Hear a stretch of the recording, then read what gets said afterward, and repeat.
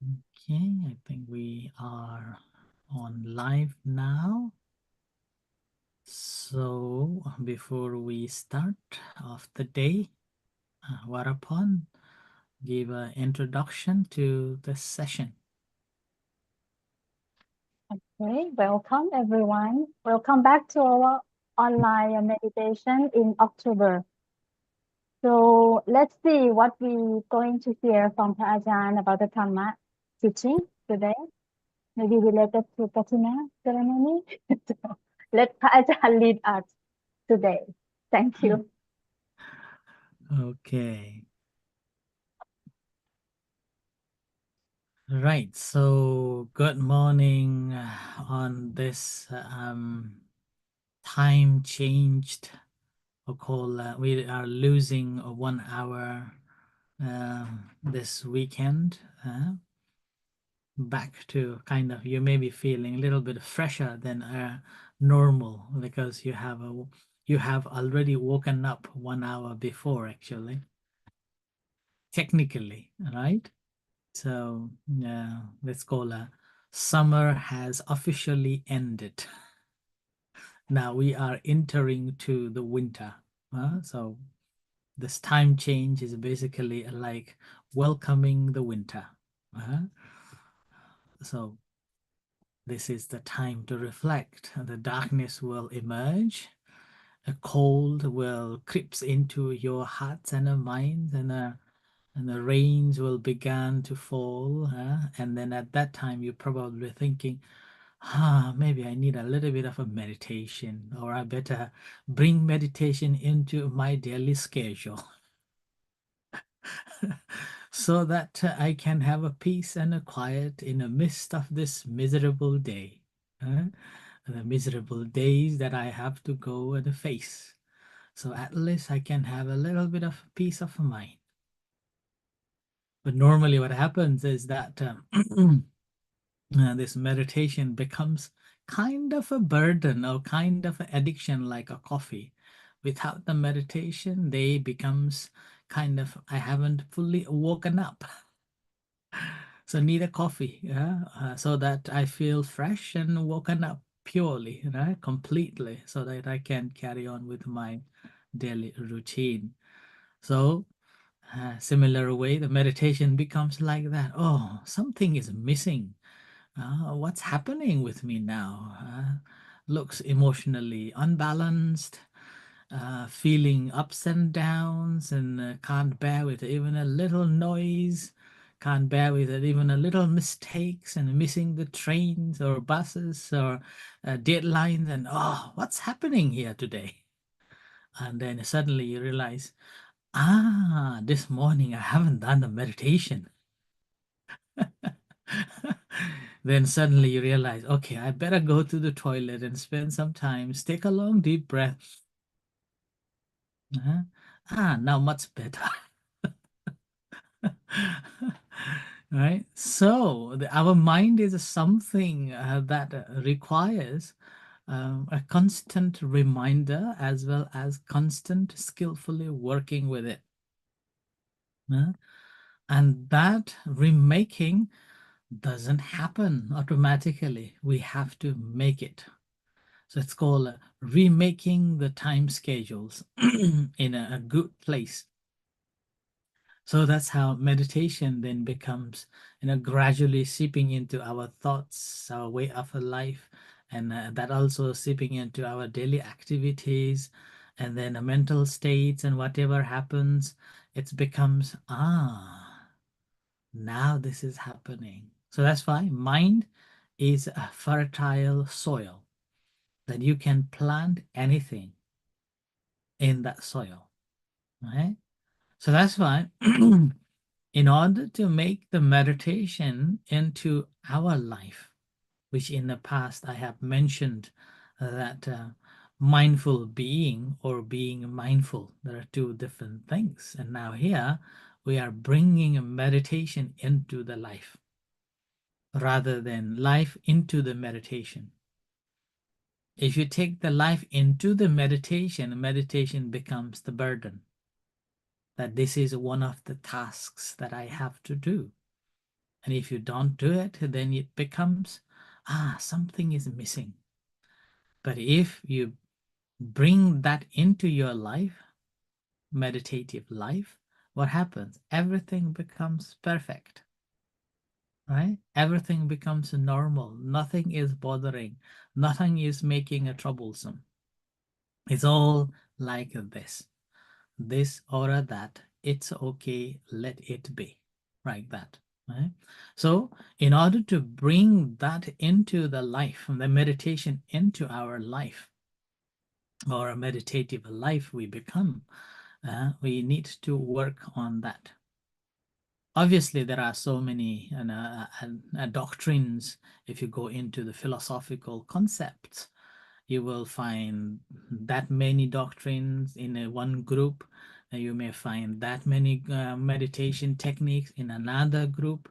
Then, with that, what's happening here, kind of muddled up. Why there are so many techniques, why there are so many complications, why there are so many things to do in the practice of a meditation. So that time you are bringing the meditation into. Whereas if you make yourself as a meditative living being, then everything becomes just the normal, right? And to take it as a normal and make this meditative life into a lively, and then gain the more progress in it, and making our life as a fertile soil to make this a better, then what we have to do is, first of all, first principle that we have to be mindful of is the observation of the precepts. You remember 5 precepts that we discussed a couple of sessions ago? The 5 precepts are the one of the best thing to make ourselves uh, into the form of a living a meditative state. So the 5 precepts begins with number 1, avoid or taking the precepts of not killing any beings. Number 2, not taking what's not given or stealing. Number 3, not having any sexual misconduct. Number 4, not speaking any lies. And number 5, not taking any intoxicants that clouds the mind. Now, this is something, if we can apply in our daily routine, it makes meditation becomes such a way that it just gradually seeps into our hearts and consciousness. Right? So make sure that we stick with that, or you stick with that 5 precepts. You may not be able to practice all of them, but at least remembering that which one you would like to be mindful of. Maybe 1 or 2, maybe 3 or 4, or 1 and 4, or 1 and 5, like that. So you can take one at a time and think about it. Obviously, we as a monk, we have so many other rules and regulations to follow. As a result, whenever we are going somewhere, whenever we are doing something, automatically it becomes a part of a life. And normally people won't see these are basically shaped by the practice of these precepts. Now, whereas in a household life, it is only 5, which is number-wise, it's quite a low, very little.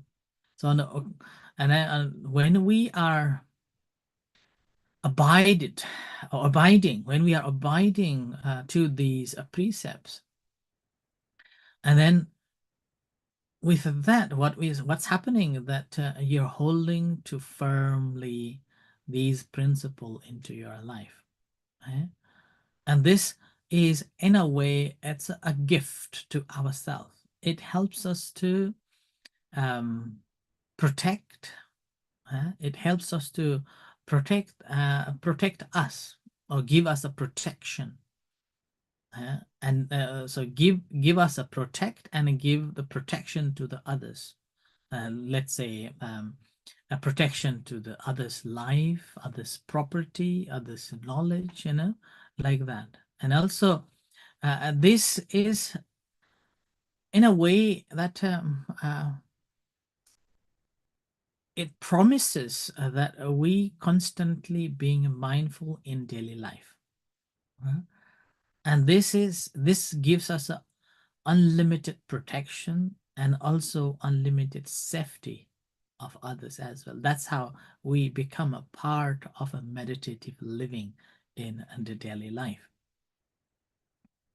So every action that we do, whether that's physically doing, whether that we are speaking, and those actions actually forms the others to feel the calm and kindness, feel the communicative skills that, oh, after hearing this man or this lady, I feel so calm.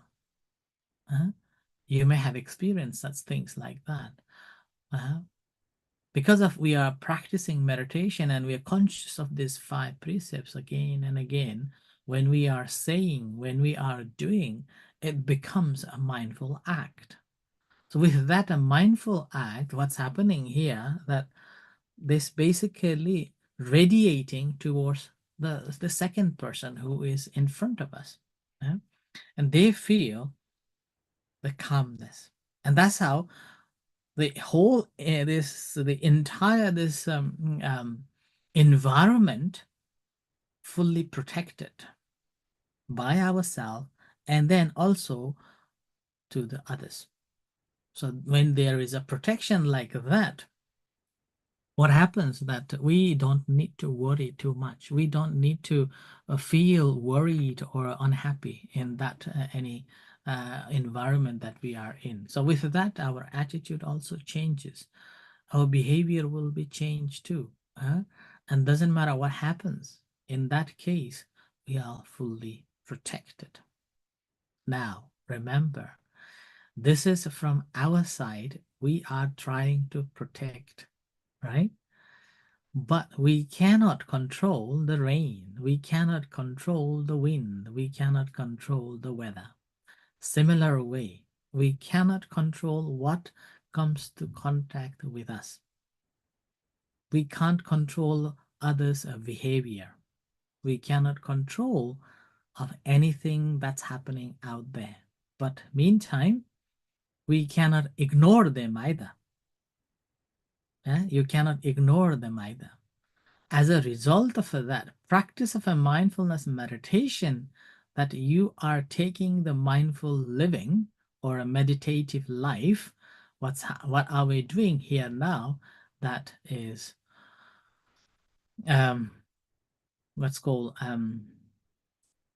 we are in a good environment. Now we are restraining our senses.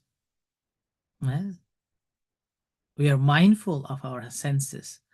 When we see things, when we hear things, when we touch things, when we smell things, when we eat things, and even the thinking moment. At that time, we are careful of what we are doing. And what comes to contact with us, we are careful of that. And when it comes to contact with us, what sort of activities we are engaging with it. So there is 3 things. One, it comes to contact, and the second, we're aware of that, and we are careful of that, and then our reaction to it. When we become mindful of that, what are we creating is that we are able to be fully present and fully alert at that time, and in the meantime, we are not reacting mindlessly. And suppose if you are careless and mindlessly you engage in looking into the things or listening the sounds or listening the noises unmindfully, then it will be very difficult for your mind and your thought and your feelings that will automatically it engages and it changes. Yeah, because thoughts and our feelings are so subtle and it works so fast. In those cases, what we are doing here, when we restrain our senses, basically protecting our senses by understanding it. And so the Buddha used the word called Chakkhuna Sangvaro Sadhu, Sadhu Sotena Sangvaro, Khanena Sangvaro Sadhu, so on. So means Chakkhuna Sangvaro Sadhu, restrain your eyes, restrain your ears, nose, tongue, body, and the mind.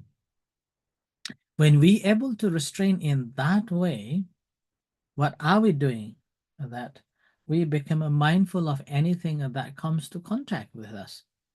And then we are aware of that, alert of it, but we are not engaging, not reproducing anything on top of it.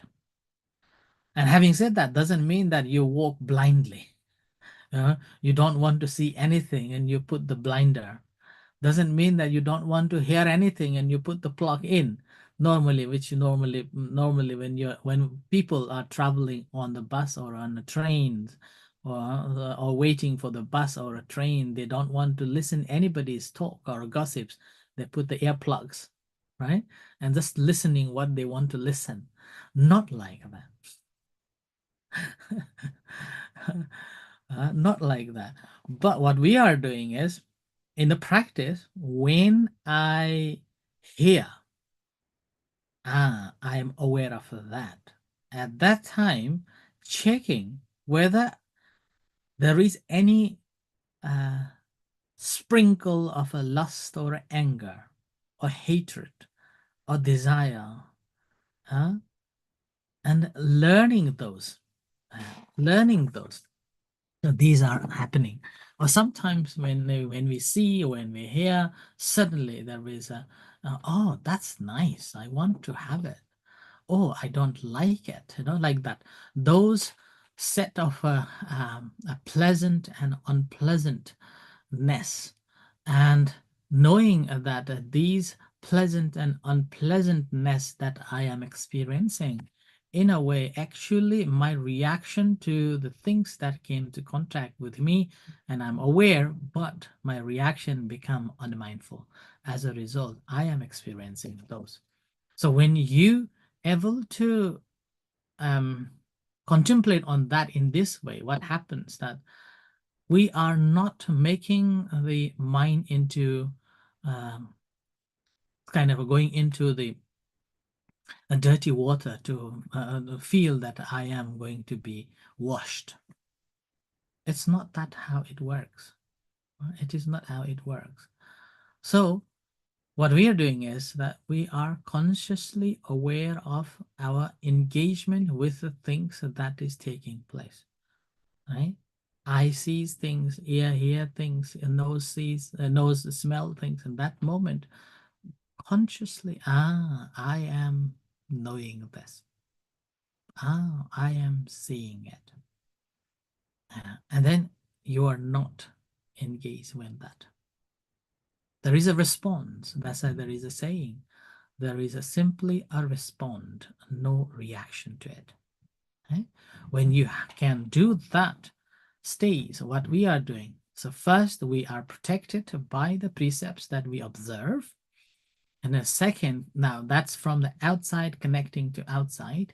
And now the second is from inside. When these comes to contact, we're working in a mental state now. So from the mind, when it comes to contact with the things, we become a mindful, because we cannot avoid, we cannot deny, we cannot deny that these will come to contact with us. That moment, yeah, we are aware of that, but our reaction is not, we are reacting unmindfully or carelessly. We are carefully recognizing them. Yeah? And that recognition or this careful work, obviously, both places we need to put a lot of effort, right? A lot of effort. Without the effort, you cannot see things. We cannot understand things. That's why Buddha's teachings is not about kesara sara, let it be, let it be. No. Yeah, normally this is what we've been talking a lot nowadays when we talk about the mindfulness. We say, "Ke sara sara, whatever will be, will be." No, that's not the Buddha's teachings. If ke sara sara, then when we see things and then we react to things and don't like it, and we shout, "No, let it be." Okay, I'm shouting. Then let it. No. But the Buddha's teachings is put the effort. Huh? Put the effort to know and put the effort to do things. So we have to watch very energetically into the things and into the things that we are in connection with. Whatever we are, contact with things, we got to be very energetic, watching it. And the reward, okay, is in the mind.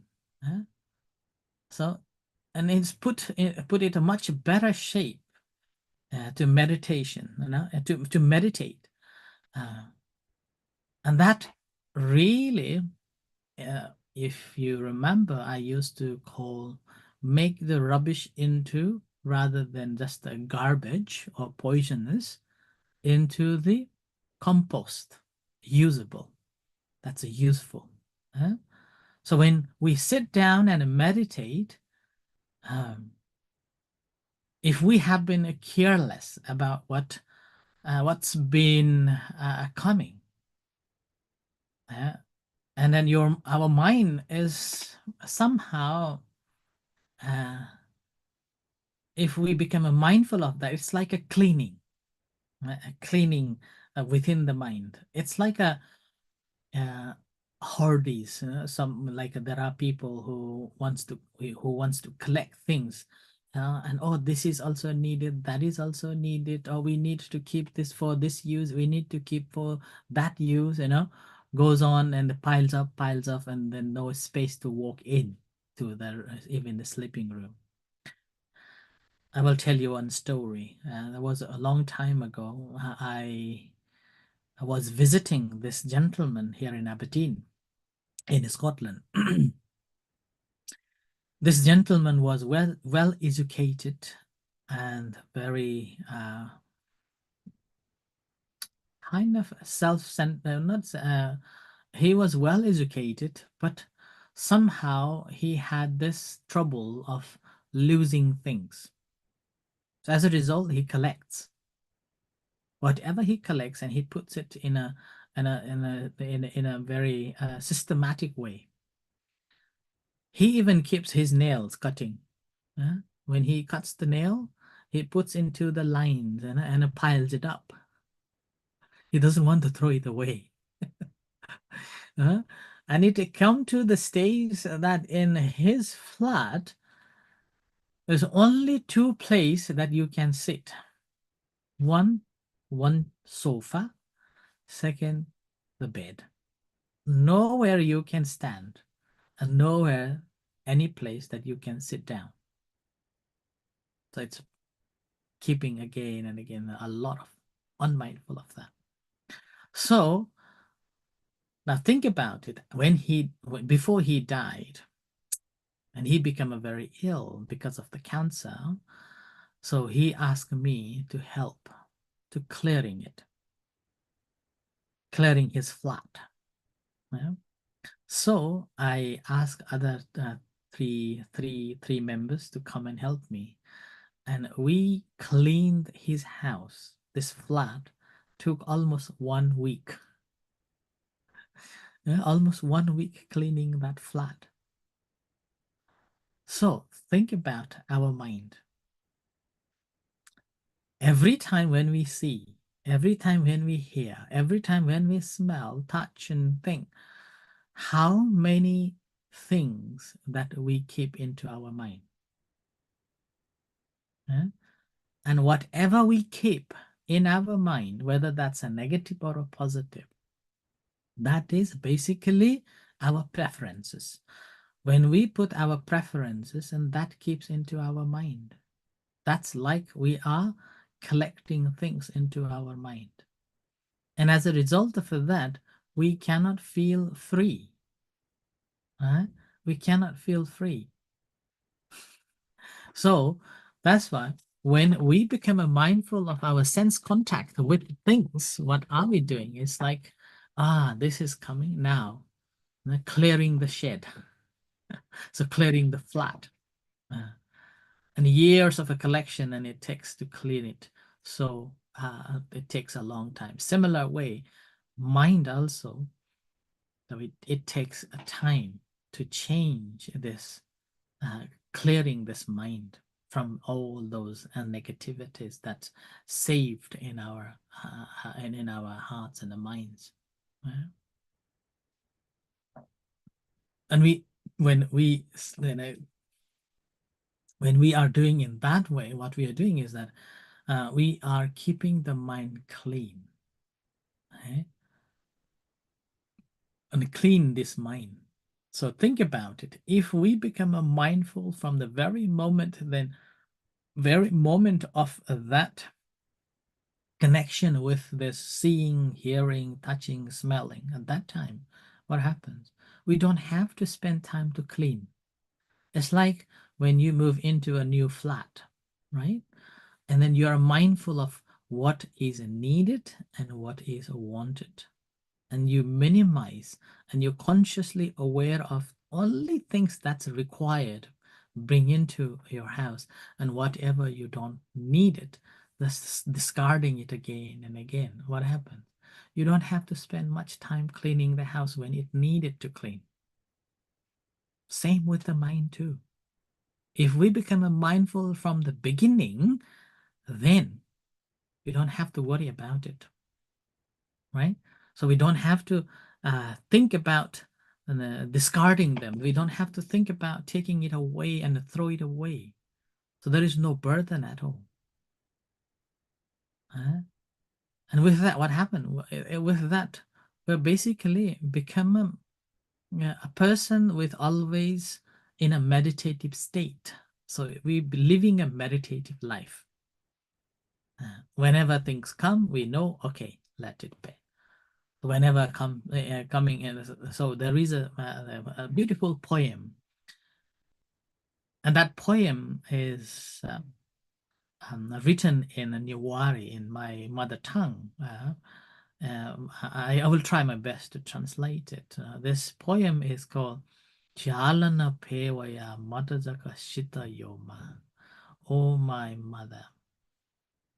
The wind blowing through the windows, and with that, always blowing this light off. What should I do? Uh-huh. So then there is another sentence comes that uh, even the locking the windows been destroyed and don't know how to do. So then further on it says that the only one thing I should be learning is to guarding the mind. When things come at that time, I will not let these things to invade. I will be aware of it, and then mindfully, carefully observing it and just responding it rather than reacting to it. So no reaction to it at all. So that's why this is the third aspect we have to think about it, that how much effort we've been adding to, yeah, into the things when it comes to contact with us, right? So the third aspect in that way, our effort is not just the blocking. We are not blocking it completely. We cannot be blind with that. uh, and when it comes, we able to distill it, that whether to react or whether to know it and then just let it be. And in that process, what we are doing here, if that is conducive, if that is, sorry, if that is not helpful, beneficial, we just reduce it and, if possible, remove it. And anything that is beneficial and good, we try to put an effort to develop more. So starting from observation of the precepts. And then the second is guarding the senses. So these are, if we do it, then we will be able to see that these things actually taking place, and we become a mindful being. And meditation becomes a part of our life, and we are living a meditative life. Now, when we are doing it this way, what's happening next is that we are getting the right understanding that whatever comes to contact with us, which we cannot avoid and we cannot prevent, it is there. At that time, if I react with the lust or the greed, it brings the another result, that feeling of a pleasant and happiness. If I am reacting to it with the negative or the hate, then the result is negative results. Feeling down, feeling angry, feeling um, kind of all other negative mental states that will come and disturbs our day. So here we are having a right understanding of the action that we do and the reaction that we are receiving. So we see that every action that we perform, it has a reaction, and that every reaction actually making us to be miserable or happy. Okay, so that is the first thing that we will realize, and as a result of that realization, we become mindful of the first principle. That's the practice of the 5 precepts. And the second is the practice of restraining our senses. So with that, what's happening next is that it really uh, keeps ourselves in a safe zone, and life becomes a meditative life. Right? So I offer this as a reflection for today's, this morning's practice. Actually, I was not mindful today to start off. Number one, time changed. And number two, we normally start off with a meditation, right? Before we go on to the talk. And then after I spoke with you, and then somehow get just carried away when I realized, it's time for the meditation, but I have spoken this already. Then I thought, okay, better continue. So uh, it's the moment of a change happened. Okay. So anyway, now I offer this as a reflection that rather than just thinking of I have to do the meditation, bring the meditation into life, and you become a living mindfully. Sorry, meditate, living a life with a meditative life. In order to do that, observation of the precept got to be very mindful of that, and sense restrained, and then obviously need to put a lot of effort as well, continue effort. And with that, eventually we will have a discerning knowledge to understand the true knowledge. Right. So with this now, I think this is time to practice meditation. So sitting in a comfortable position, and we'll practice meditation.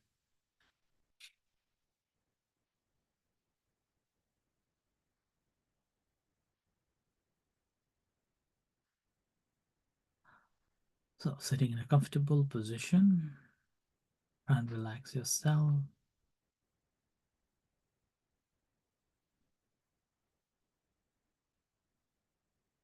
Spend some time on the breath.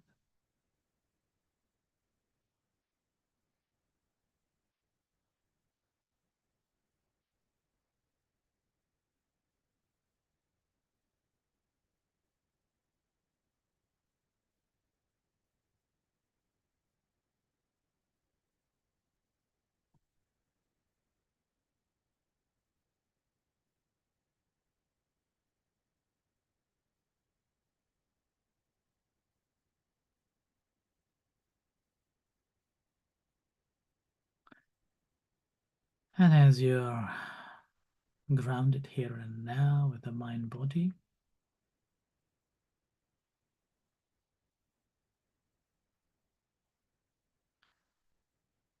spend time scanning the body.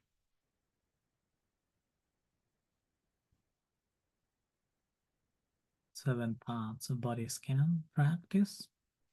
As you breathe in, spend some time observing the head area and breathe out, relax.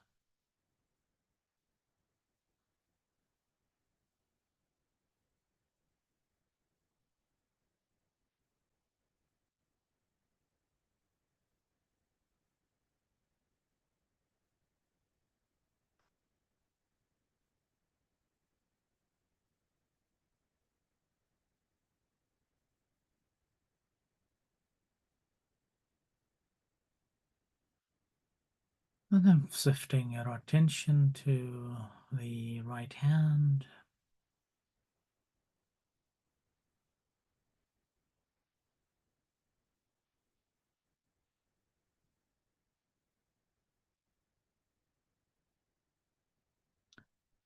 And as you breathe in, observing the entire right hand.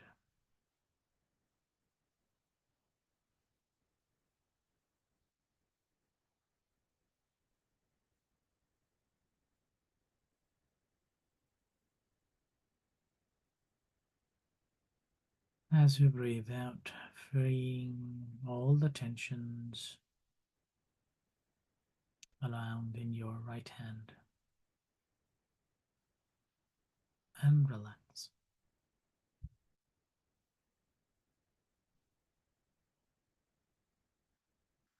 Similarly, shifting your attention to the left hand, observing any tensions, any discomforts as you breathe in and breathe out, releasing, relaxing.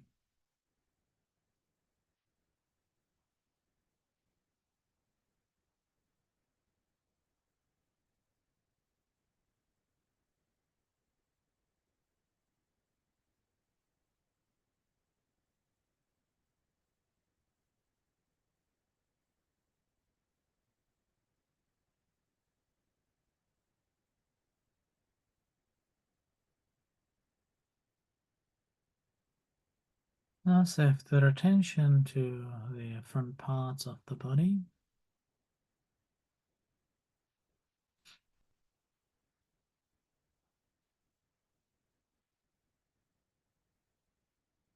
Observing the chest and the belly as you breathe in and breathe out.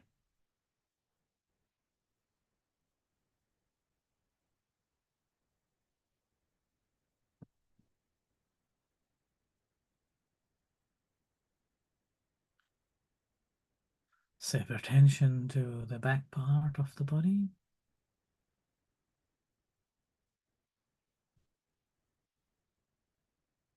Neck down to the bottom, the upper part of the back and then lower part of the back. As you breathe in and breathe out.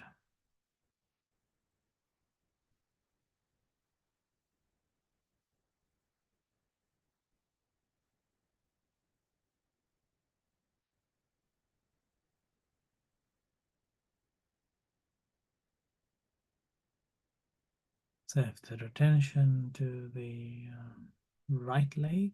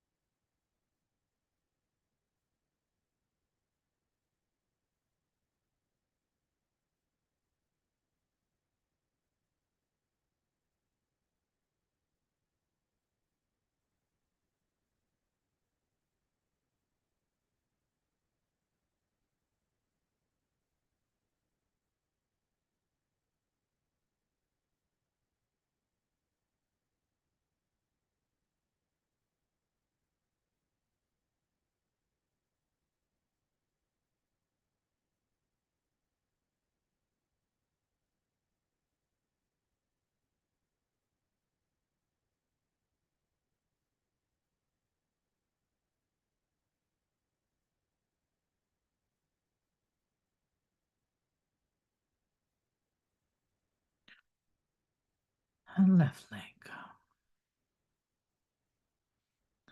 Observing as you breathe in and breathe out.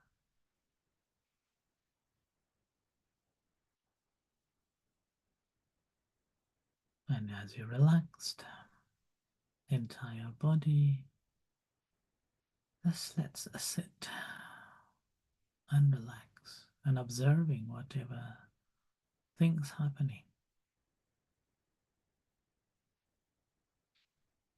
So this time, since all other senses are pretty much closed, your mind must be thinking of something.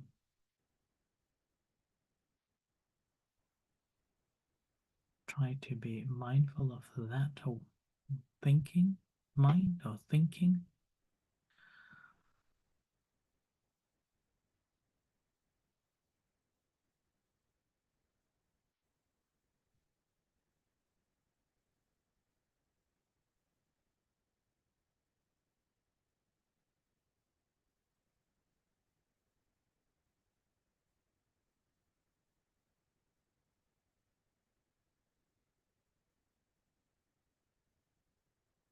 See what sort of a reaction you are making with that thought.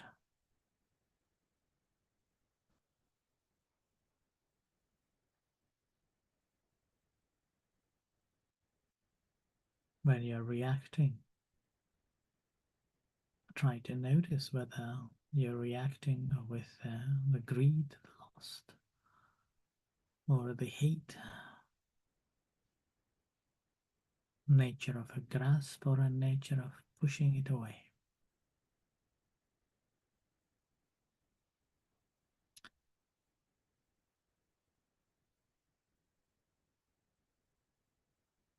What happens when you take away that greed and hate? What would be your reaction to the things that you are thinking of?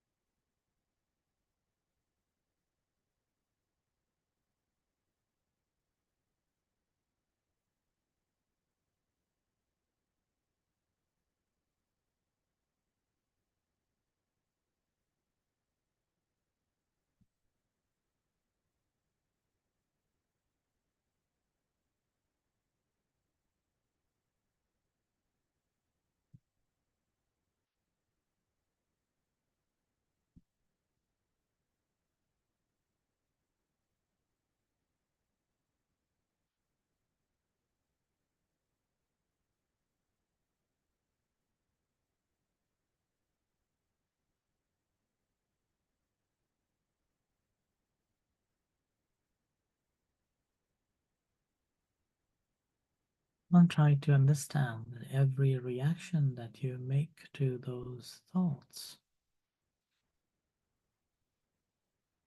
it has a reaction, a result.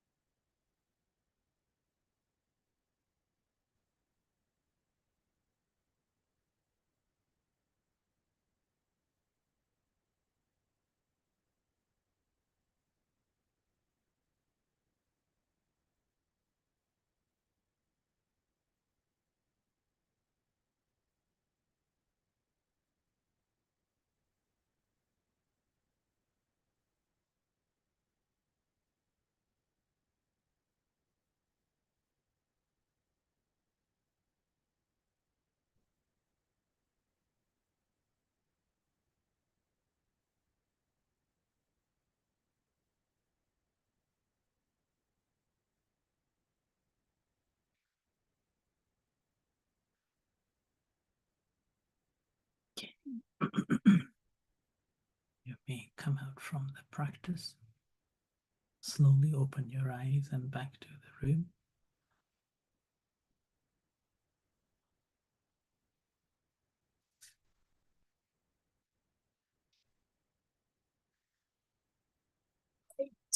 Okay, so anybody wants to share any practices or anything you want to ask? Today's topic I extended from what Warapon was talking early on. Okay, right. Anybody wants to share or a question? Most welcome. Or your practice, sharing your practice.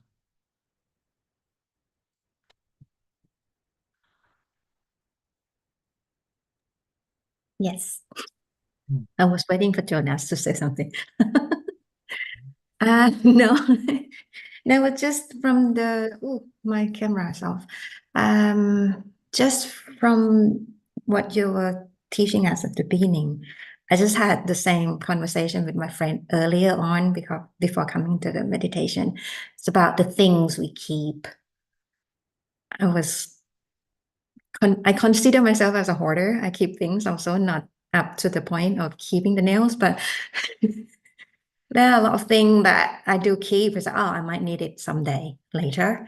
7 years after, they're still there, and I haven't touched it, so I probably don't need them.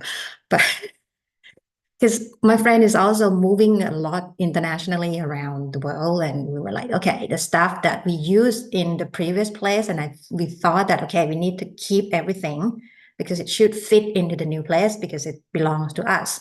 Then you move from a tropical country to Switzerland, thing you had there won't fit here. You either try to fit it in and it doesn't fit at all, but you still want to have it because, oh, it's too bad to throw it away or something. But it's like what you say that we should clear our mind. The more we keep, the more difficult it will be to get rid of them as well. And it's also like when you see the pie, it was like, oh, I should tackle it one day. But then you look at it, it was like, oh, that's a lot. Maybe we do it in another day. And then instead of doing it, the pie will keep getting bigger and bigger because it just go on the top of it. And the thing that was under the pie must have been from like 10 years ago, but you still have them because you don't have time to like clear things up. And the negativity will stay with us. Like it doesn't go away because you have so many things on the top of it. So that is something that I should do, both in the house and my own mind. So work on that. Thank you. Just to share that.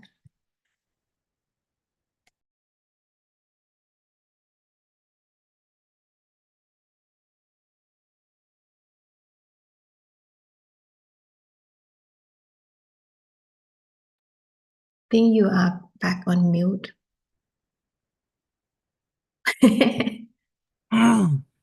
Okay, so wonderful for sharing. And in a way, sometimes it's because of a fear of not having as well.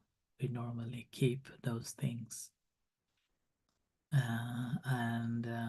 But when we look at it, suppose you have 20 pairs or 20 clothes that you have bought and you kept it for use in the future. If you notice, there are only a couple of pairs that you use it regularly, but the rest is just there. Same with me now. There's so many things I'm collecting, thinking that I will use it winter, I will use it summer.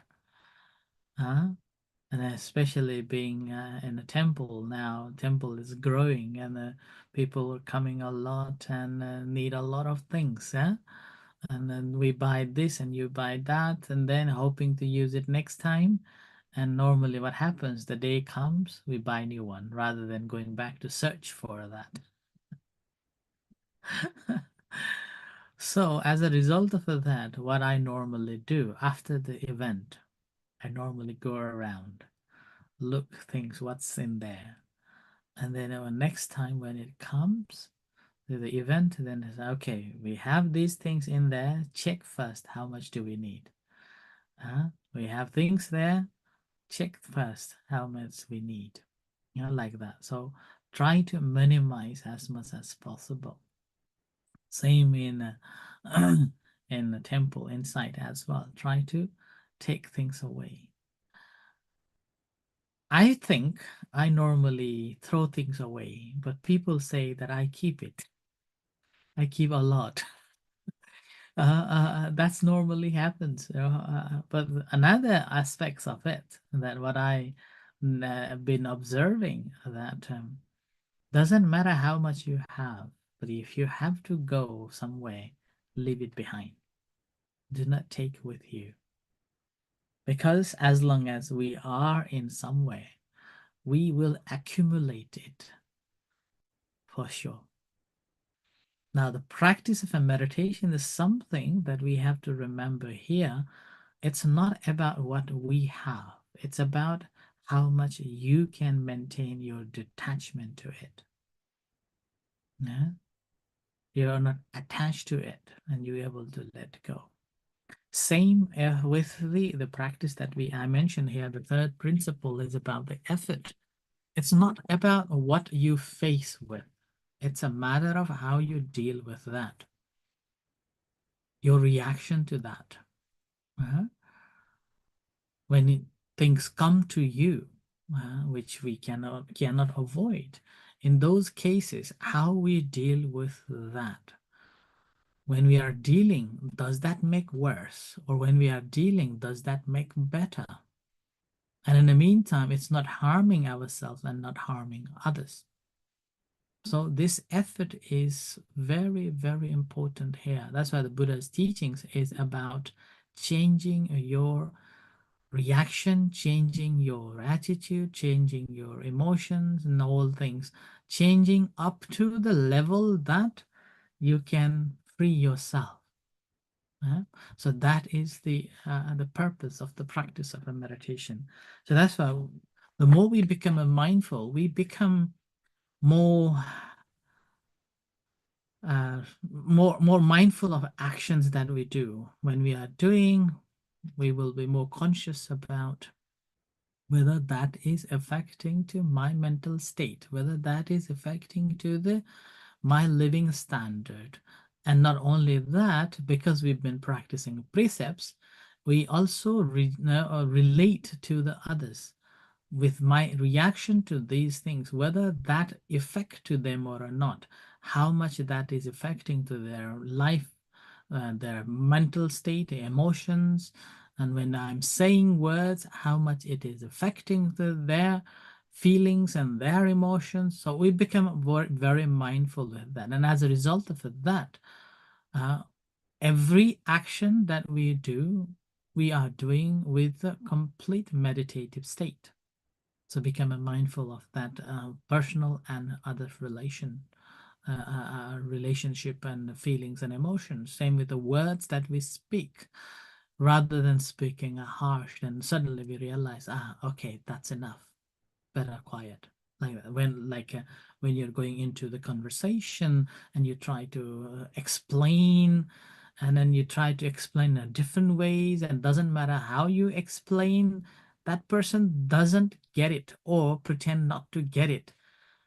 At that time, suddenly you realize, oh, there's something is happening in my heart, and our emotion is boiling up, and then now, okay, this is time to stop. It's not about winning. It's not about winning the conversation. It's about gaining from that. What we got it. Sometimes you may say, okay, I'm done. You understand better, not me.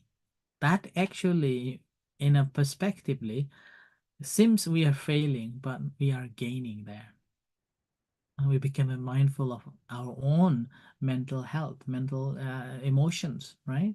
So we take control over it, and then we maintain. So we're not taking that hurts into horse into our mind and keeping it. Another, if you have, if you remember it, previously I mentioned as well, do not let them stay in your brain without letting them pay the rent.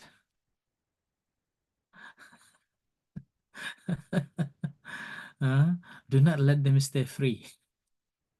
And we know that they are not going to pay it, so why we keep it? Just leave it. Okay. So good. It's a practice that makes we become more aware of that. Mm. Okay, good. All right. Anything else? Yes. Yeah, Jonas? I just want to share a little conversation I had yesterday with a colleague. He asked me, "What are you going to do on Sunday?" And I said, like, "Oh, I have a free day, but in the morning I have this meditation session that I've been doing." Yeah. And then I guess he was expecting for us to just meditate by ourselves for 2 hours. And he was like, he started to laugh. He was like, "Oh, ha, ha. How, do you feel the group?" Let's say, that's not what we do. It's also a conversation, and we learn, of course, a lot from you. So he said, "Oh, it's more like a workshop." But in the moments that we do meditate by ourselves,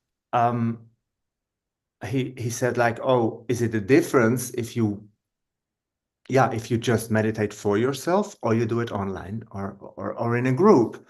So I'm thinking about it, and while we are doing the meditation now, the earlier meditation, I was thinking about it, and I thought, yes, it is different, because you do feel the others, and you are connected just by knowing that you're doing the same thing, and I think it's wonderful, and I want to thank you for making it possible, and for just for having the possibility to do this together. It's really nice. Yeah. This is also part of the effort, isn't it? To learn to be part of the study, so that we can gain further improvement in it. But again, we have to remember here as well that when we are learning, we have to have a community to learn, so that we get more insight into it. And as being a psychological being, as humans, we need interactions with other members to learn things.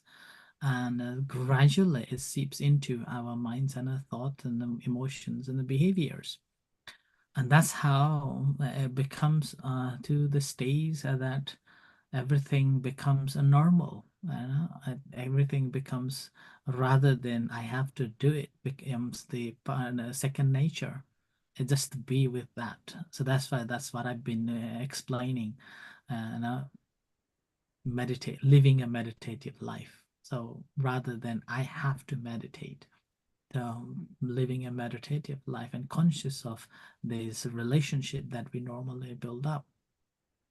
But eventually, in the meantime, because of that social being, we always look for some form of solitude as well.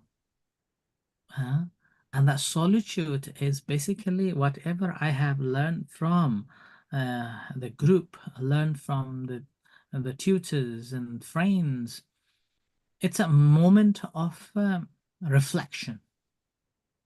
When we reflect, contemplating alone, it is a form of reflective awareness that untainted by anybody else, but purely you are working on that thoughts.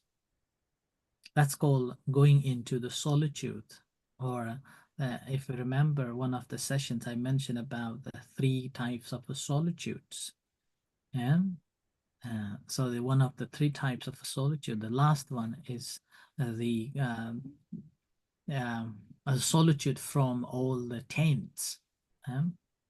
upati viveka, so the solitude from all the attainments. So at that time, what we are doing in that moment is that we are basically sitting quietly, observing the thoughts, which I have instructed as well.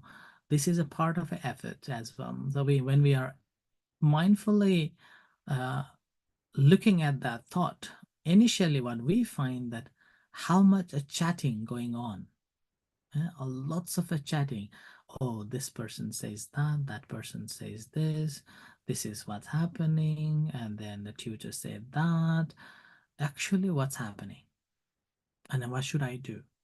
And so that sort of a chatting goes on and on and on and on. And eventually you realize, why are these chatting going on?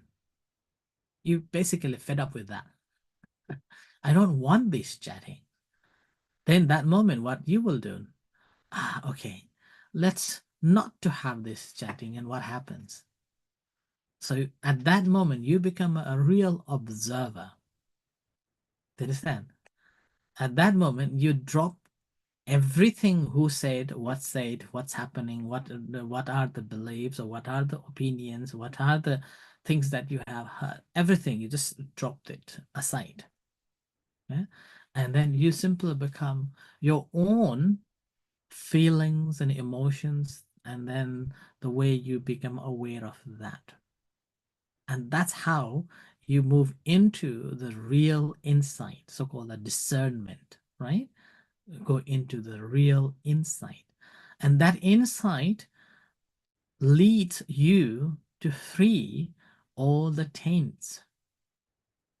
On that moment, you will be able to recognize that every reaction that you are reacting to, every feelings and emotions and the thoughts, I am reacting because I like that. I am reacting because I don't like it. So you withdraw that. And then gradually you take this loss or greed and hatred away. And what happens? And what happens? There will be a non-reactive awareness comes. You're simply there and, okay, this happened. Okay. Okay. So there is no reaction, but you're aware of that. Non-reactive awareness arises. When you have that non-reactive awareness arises, then that moment you will be able to see that, I know this, and this is happening. Two separate things. I know this, and this is happening. And it goes on with that awareness. And eventually realize these I know actually conditions interrelationship happening. This is that, that is this, because of this, because of that, this is happening. So there's a cause and effect, you realize. So that's how you go into the deeper understanding that even each and every action, each and everything that's happening, actually there is, I want, I am there, this is me. And once you manage to let it be, then what happens? Life becomes perfect. That's why I gave a simile. If you remember a long time ago, I gave a simile of a dance with the rain. Rather than complain of the rain, rather than take the umbrella and away from the rain, dance with the rain. You and the rain becomes one, then there will be no trouble. So that's the reflection, right? Dance with the wind, dance with the rain. That's how you flow and not troubled by anything at all. Right. Anybody? I can share. We only have only three. So actually, exactly what you just said is happening with me. I will try to convey this I don't know how long we did the meditation. I think 15 minutes or 20 minutes, but it's really clear my thoughts that is disturb me. So actually, before we start the meditation, I have one thought, which is, um, I would say negative Mm. thought, but it disturbs me all the time. But then we start to do the meditation, and then actually I observe that thought is coming 3 times. But then I realize that I'm sitting, I'm doing the meditation. Just be aware that exactly what I'm doing. And then I don't know, then I just start to do deep breathe. I don't know in which state, but I step back and I drop everything in that moment. And then it made me like same thought, same thing that happened before. I see that person, I see that thing, topic is really negative before. And I compare, it's so fast, everything is working very fast. So in that state of the peaceful, I will say, and then I see it again, it would say a change mindset immediately because I'm look through that like observer. What happened? Why? I ask the question quickly and then it's kind of like a contemplation. And then it go to the good state that click like this is positive. I don't know what to explain, but it's really clear my mind. And then I step back and look at topics, person again, and it's really clear. I cannot explain. I don't know what to explain, even that. But it's positive. It's Mm. changing. But I just look through that. And I said, is it me? Is it Mm. me? Mm. It's not for even me, but I just look without anything, any disturb. Just look, observe, and check, investigate. And it's like that. And I look, wow, how many minutes we sit that, but everything is clear. So it's so, Mm. I don't know what to say. So that's it. It is powerful of the meditation when Mm. you realize, when you drop, like you just explained, that Mm. state of dropping, put things down, realize what I'm doing, and it's set back Mm. inside. And you Yeah. look at it again, you feel like you are another person. Mm. It's clear. Yeah. That's mhm. See, that's how you become. That's why I said it is a state of a non-reactive awareness.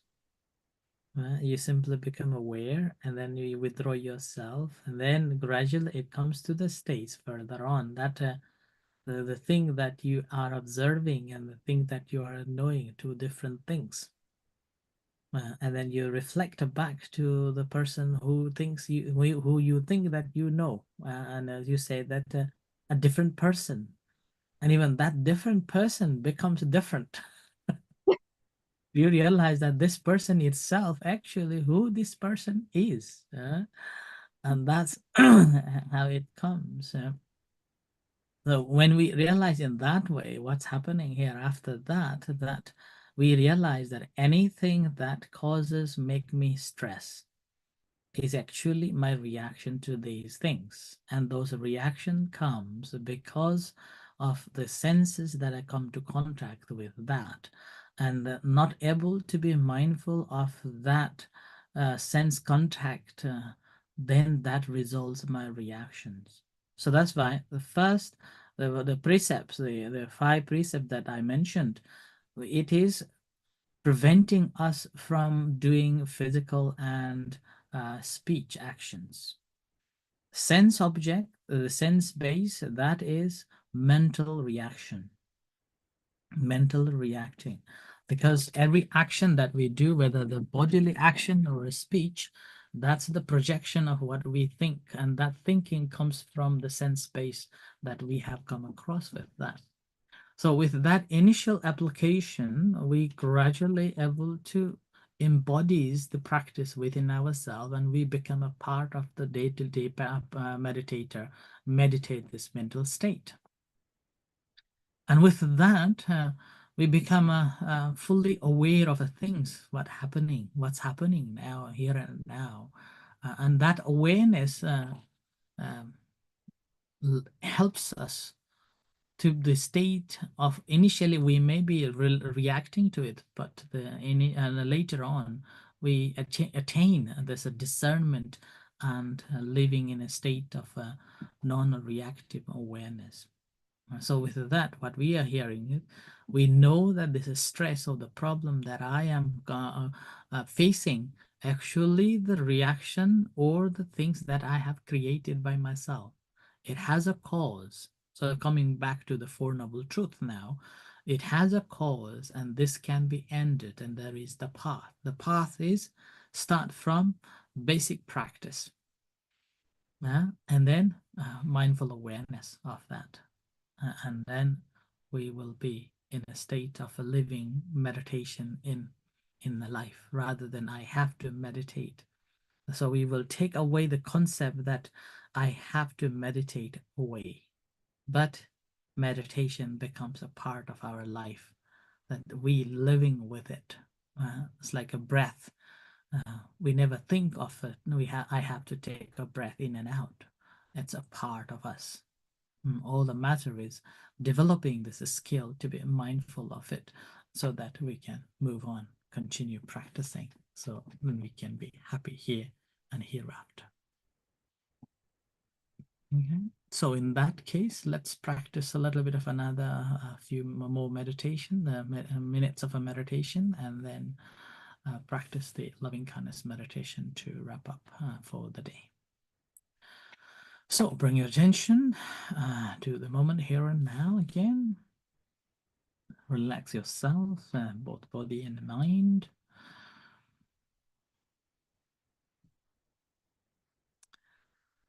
And bring into the solitude.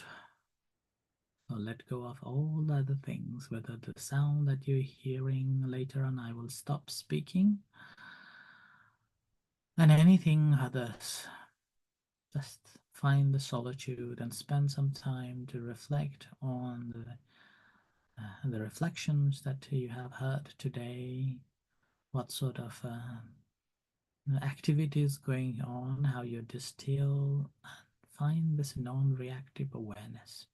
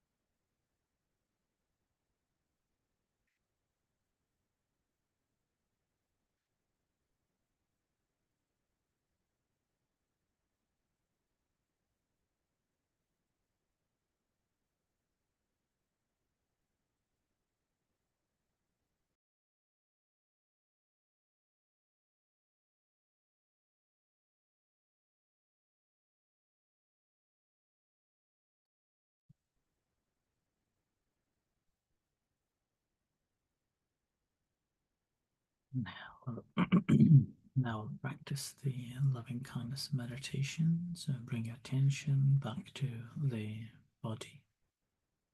Feel the sensations in your body.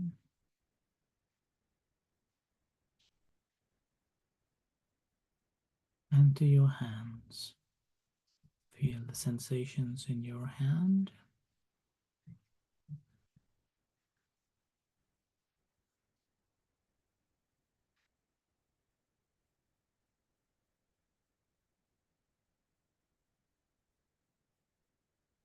And to your heart. Bring that attention to your heart. Feel the beating heart.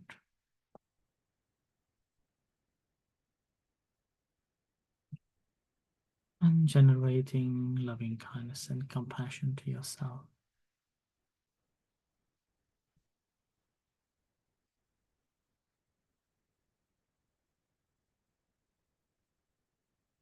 If you can't feel the beating heart, physically smiling will connect with your heart. Or you may put your right hand on the heart area. Feel the beating heart. Just to connect yourself. Once you've felt, you may drop your hand and continue feeling this beating heart and connection with it.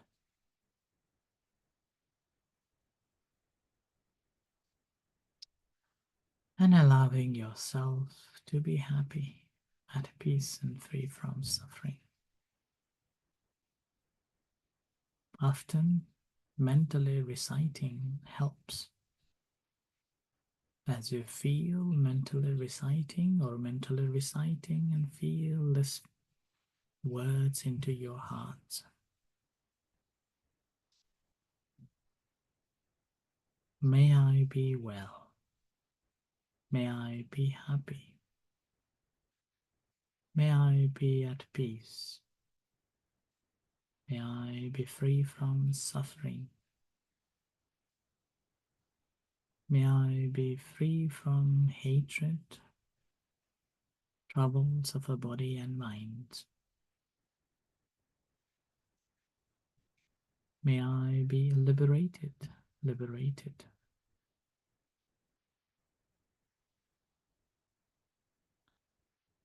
Not just the words and a sentence, but just try to feel them into your hearts and minds.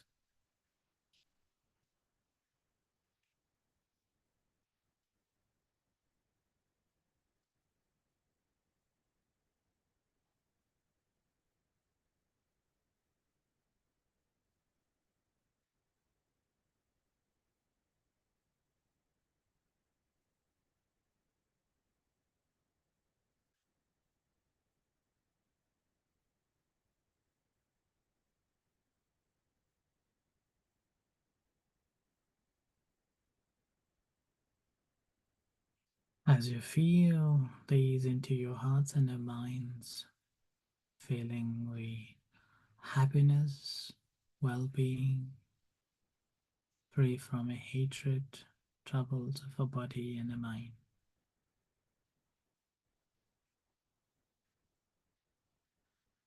Similarly, sharing loving kindness and compassion to all other sentient beings, starting from near dear one, or any other beings, visible and invisible beings in this city, in this area, in this city, in this country, on earth, in the universe. Whatever beings there are, may they be well. May they be happy. May they be free from troubles of the body and mind. May they be liberated, liberated.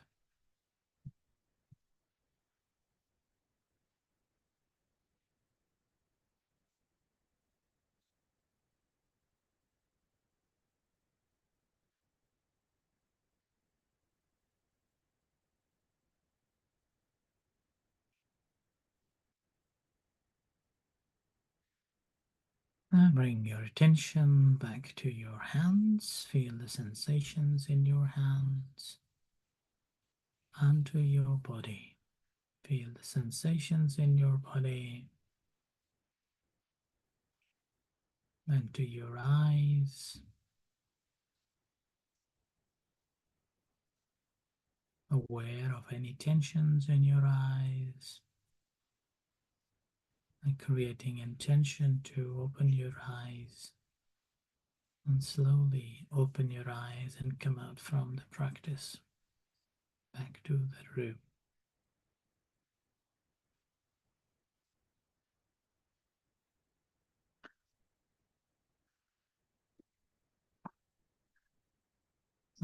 Okay, so thank you everyone for joining this session today. Before I end, I just want to give you some information that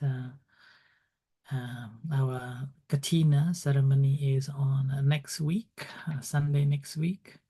And thank you everyone for the generous donation towards this Katina. And this will be our last opportunity to support the construction of a meditation hall. This meditation hall that we have been planning for many years now finally began the construction.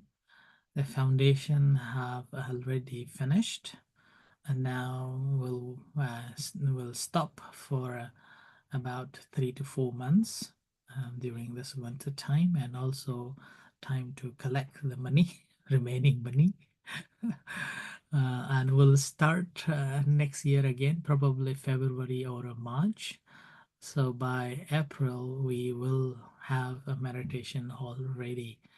But again, there will be other expenses like decoration inside and surroundings, but the main building will be completed by then. So thank you very much. So that's why this Katina would be the last opportunity for that one. And after that will be much easier. And also we'll have a space to practice regular meditation as well. So this is just to give you information. Thank you, everyone, and have a good day. Okay. Thank you very much. Thank you. Thank you so Bye-bye. much. Thank you.